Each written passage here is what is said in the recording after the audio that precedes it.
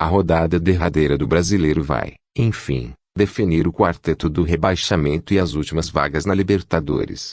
Enfim, é hora de definir, do 1 ao 20, a classificação para a história, nesta quinta-feira, 9. Cada uma dessas colocações vale dinheiro, muito dinheiro, segundo o ditado pelo contrato de direitos de TV. O campeão Atlético MG, por exemplo, levará para casa quase 40 milhões de reais pelo título, valor turbinado pelo reajuste desse acordo.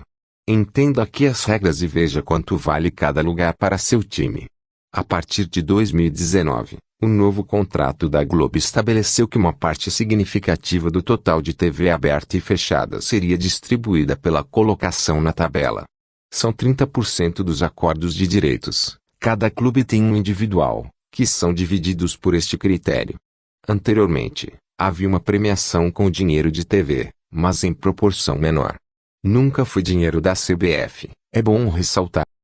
Pois bem, pelo valor total do contrato, serão destinados 396 milhões de reais para premiação na tabela pela Globo. Na verdade, esse montante é um pouco menor porque há times que fecharam acordo com a Warner para receber parte do bônus em seus contratos de TV fechada. Mas usemos esse valor como referência para calcular a cota de cada um. Em 2019, a Globo tinha como valor de referência 330 milhões de reais para premiação. Mas, após 2 anos, houve um reajuste em torno de 20% somados os 2 anos, segundo apurou o blog.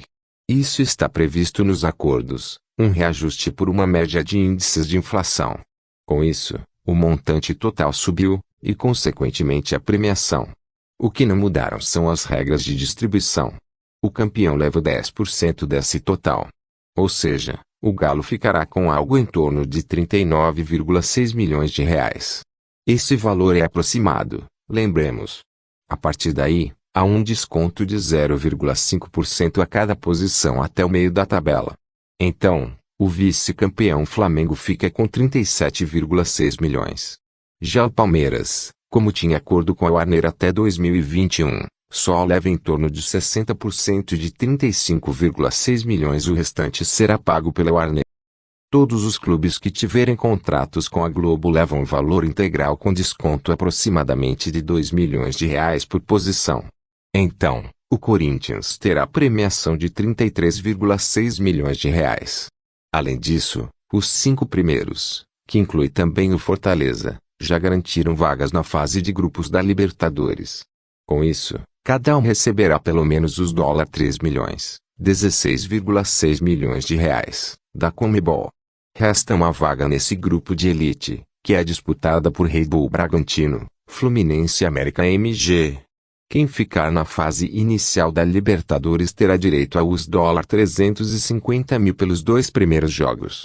Voltando, lembremos que, na primeira metade da tabela, cada posição para cima ou para baixo, apresenta uma variação de 2 milhões de reais. Financeiramente, há ainda, então, uma relevante disputa pela 10ª posição do Brasileiro, que tem a remuneração de 21,6 milhões de reais.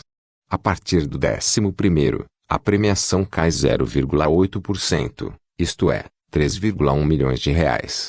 Pelos cálculos do blog, após a apuração sobre os critérios e reajustes do contrato, a menor cota de premiação fica para o 16º lugar, com 13 milhões de reais. Importante, os 4 clubes rebaixados não recebem cota nenhuma por colocação. Houve uma tentativa de mudar essa regra e pagar os times rebaixados em negociação com a Globo. A proposta chegou a ser aprovada por todos os clubes e pela emissora, mas o Atlético PR vetou. Era preciso ser unânime de acordo com as regras contratuais. Ou seja, Juventude, Bahia, Cuiabá e Grêmio, que lutam por 2 vagas na Série A, têm bastante dinheiro em jogo nesta última rodada. Além desse prejuízo inicial, ficam sem as cotas de TV aberta e fechada para a temporada de 2022.